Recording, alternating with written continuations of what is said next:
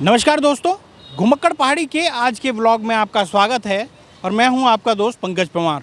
आज फिर मैं आपके लिए लाया हूं एक ऐसा व्लॉग जो देहरादून से जुड़ी हुई तमाम चीज़ें आपकी यादें ताज़ा कर देगा और उसके साथ साथ यहां क्या कुछ बदला है उसके बारे में भी आपको बताने की मैं कोशिश करूंगा।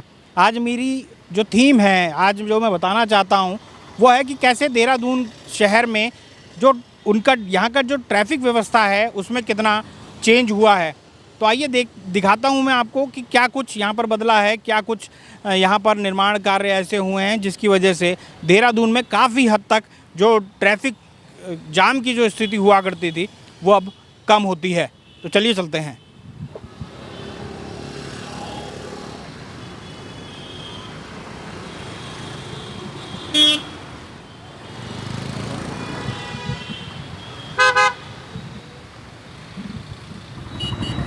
दोस्तों, देहरादून की ट्रैफिक व्यवस्था की अगर हम बात करें तो यहाँ पर काफ़ी कुछ बदला है।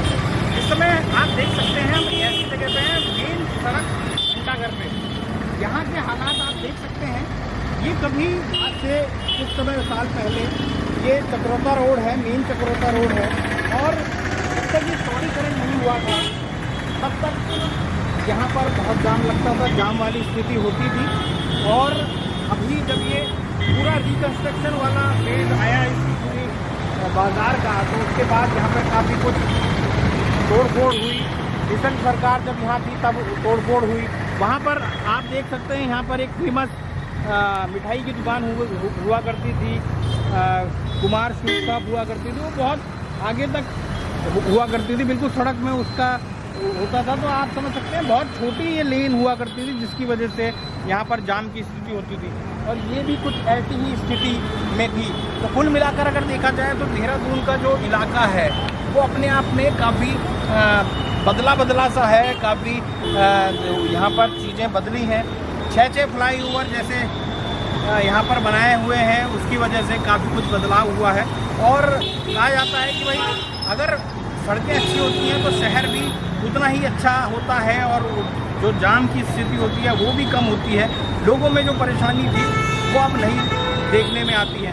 तो चलिए आगे चलते हैं और वहाँ दिखाते हैं आपको कि किस तरीके से जो अन्य फ्लाईओवर जो बने हुए हैं वो कैसे बनाए गए। दोस्तों, इस समय हम विधानसभा क्षेत्र के पास से, जो विधानसभा यहाँ पर हमारी इमारत है वहाँ से गुजर रहे हैं। रिस्पना पुल कहलाया जाता है, और इधर से आप देख सकते हैं उधर की तरफ को विधानसभा का पूरा इलाका है। विधानसभा सत्र को लेकर तैयारियां चल रही हैं और इसकी वजह से यहाँ पर जाम की बड़ी स्थिति रहती है। लेकिन कुल मिलाकर अगर देखा जाए तो ये जो जाम की स्थिति है ये इसलिए भी है क्योंकि बैरिकेडिंग लगाए गए जाते हैं यहाँ पर जब भी सत्र आयोजित होता है, और इस बैरिकेडिंग की वजह से आम जनता को बड़ी प्रॉब्लम होती है। फिर इधर उधर से घूम के आना पड़ता है, और क्योंकि हम भी विधानसभा सत्र कवर करते हैं तो उसकी वजह से हमें भी बड़ी परेशानियों का सामना करना पड़ता है। तो अब हम जो जा रहे हैं आपको दिखाने के लिए इस पूरे रूट का तीसरा ऐसा फ्लाईओवर जो आपको लगेगा कि देहरादून का सबसे बड़ा फ्लाईओवर माना जाता है और सबसे चौड़ा भी उसको फ्लाईओवर कहा जाता है। अब ये इस समय हम शिमला बाईपास रोड की तरफ को जा रहे हैं, और ये जो शिमला बाईपास रोड है ये अपने आप में बेहद, पहले तो बहुत बिजी रोड कही जाती थी, लेकिन अब क्योंकि जिस तरीके से यहाँ पर फ्लाईओवरों का निर्माण हुआ है वो अपने आप में, ये आप देख सकते हैं यहाँ पे दूरदर्शन भवन भी है, दूरदर्शन का अपना कार्यालय यहाँ पर खोला गया है। तो कुल मिलाकर आप देख सकते हैं कि जो अब इसके बाद फ्लाईओवर शुरू हो जाएगा, ISBT इसके बाद आता है। अब ये देखिए कहीं पे भी अगर गाड़ी मुड़ने लगती है तो यहाँ पर हल्के फुल्के जाम वैसे भी लग जाते हैं। तो ये इस जगह से आपको शहर के कुछ ऐसे इलाकों के अद्भुत नज़ारे भी दिखाई देंगे जो आपको लगेगा कि सच में ये ऐसा फ्लाईओवर है। और काफ़ी आप देख सकते हैं कितनी चौड़ाई है इसकी, लगभग 4 लेन ये भी है, लेकिन बेहद शानदार पुल ये फ्लाईओवर ये बना हुआ है। कहते हैं कि इसी तरीके के जो फ्लाईओवर हैं दिल्ली कैसे सुधरा, उसकी यातायात व्यवस्था कैसे सुधरी। तो आप देख सकते हैं इन्हीं फ्लाईओवरों से उसकी यातायात व्यवस्था सुधरी है। उस समय जो भी सरकार रही उन्होंने इसकी यातायात व्यवस्थाओं को सुधारा।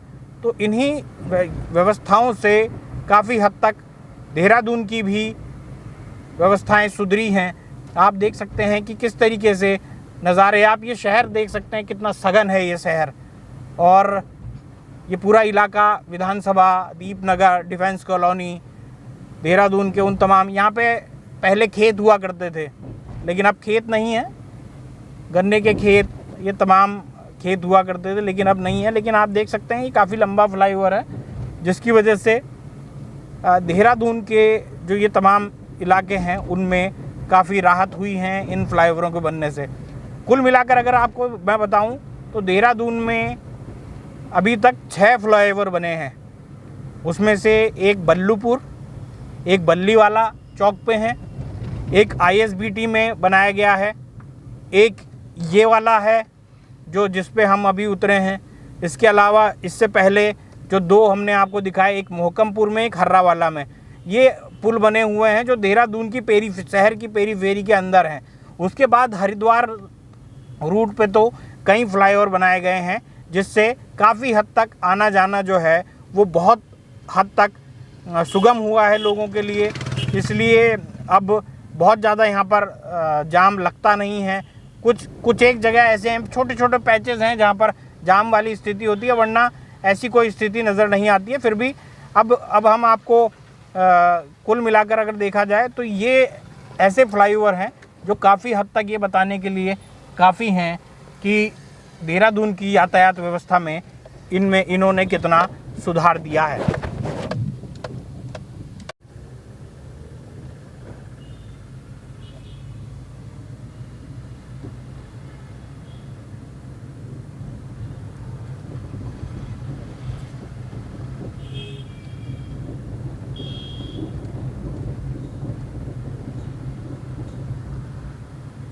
जो हैं वो जोगीवाला पैच में हैं। यही एक ऐसा पैच है जो अब बचा हुआ है। इसके भी चौड़ीकरण की बात लगातार होती रही है।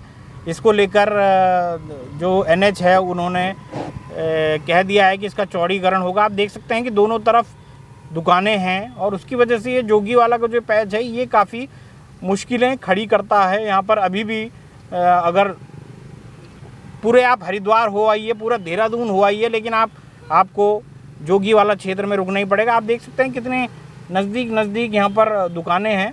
माना जा रहा है कि जल्द ही ये तमाम दुकानों को भी हटा दिया जाएगा और इसका चौड़ीकरण कर दिया जाएगा। चौड़ीकरण करने के बाद अगर ये जो स्थितियाँ हैं, यहाँ की जो जाम वाली स्थिति है, आप देख सकते हैं उधर से भी जो एक मसूरी बाईपास के लिए उधर से भी एक रूट जा रहा है। वहाँ से भी जब लोग आते हैं तो यहाँ पर भीड़ हो जाती है, तो उसकी वजह से अब ISBT जाने वाले लोग, पोंटा जाने वाले लोग यहाँ फंस जाते हैं। आप देख सकते हैं ये ट्रक यहाँ पर आ रहा है, अब यहाँ पर फंसने वाली स्थिति हो जाएगी।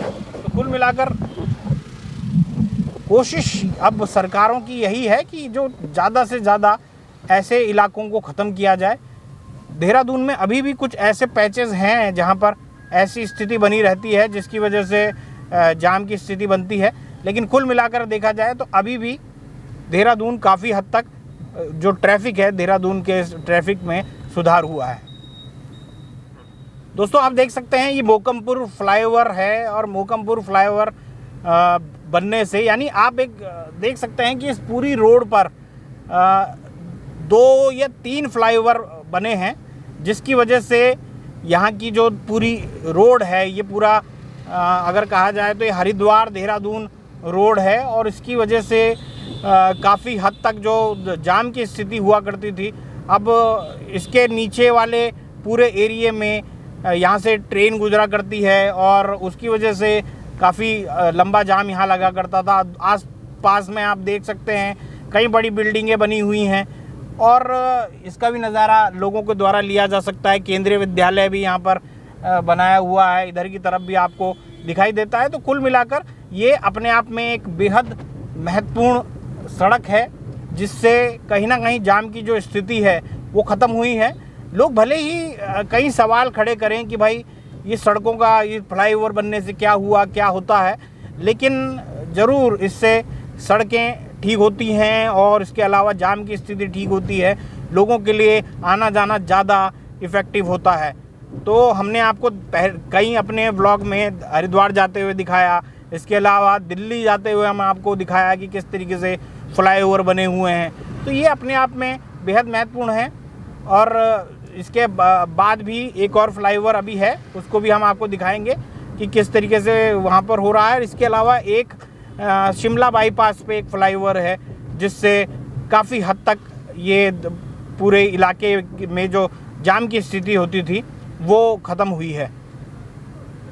दोस्तों, जैसा आपको मैंने बताया, हमने इससे पहले वाले व्लॉग में आपको दिखाया था कि कैसे हरिद्वार, देहरादून से हरिद्वार जाते हुए की व्यवस्थाएं चेंज हुई, वहाँ पर किस तरीके से फ्लाईओवर बने।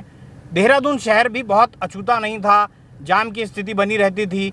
अब हम आपको उन तमाम इलाकों में, पहले भी हमने घंटाघर से जब आपको ला रहे हैं तब हम आपको दिखाते हुए ला रहे थे। इस समय हम हर्रावाला फ्लाईओवर के पास पहुंच गए हैं और इस फ्लाईओवर के बनने से भी बहुत राहत जनता को मिली है, क्योंकि यहाँ पर एक रेलवे फाटक हुआ करता था जिसमें बड़ी संख्या में लोगों को रुकना पड़ता था, बहुत देर देर तक रुकना पड़ता था।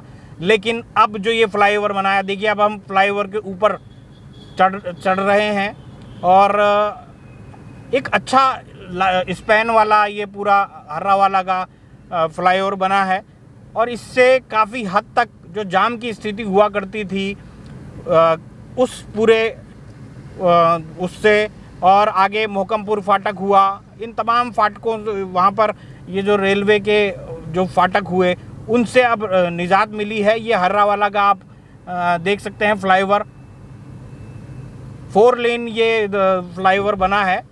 जैसे आप देख सकते हैं, 2 इधर हैं लेन, 2 उधर लेन हैं, आने जाने वालों के लिए अलग लेन बनाई गई है और इससे काफ़ी हद तक लोगों का आना जाना जो है वो बहुत हद तक आसान हुआ है। और आप देख सकते हैं कि ये पूरी सड़कें बहुत अच्छी बनी हुई हैं। हालांकि इस बीच में थोड़ा बरसात की वजह से कई जगहों पर फ्लाईओवर के किनारे जो उसकी अप्रोच रोड थी उसके टूटने की भी खबरें आई, उसकी वजह से सरकार की बड़ी फजीयत भी हुई। लेकिन कुल मिलाकर इससे कहीं ना कहीं राहत मिली है। तो चलिए आगे चलते हैं और आगे दिखाएंगे आपको कि आगे कौन से फ्लाईओवर बने हुए हैं और किस तरीके का यहाँ पर फ्लाईओवरों का जाल बिछा हुआ है।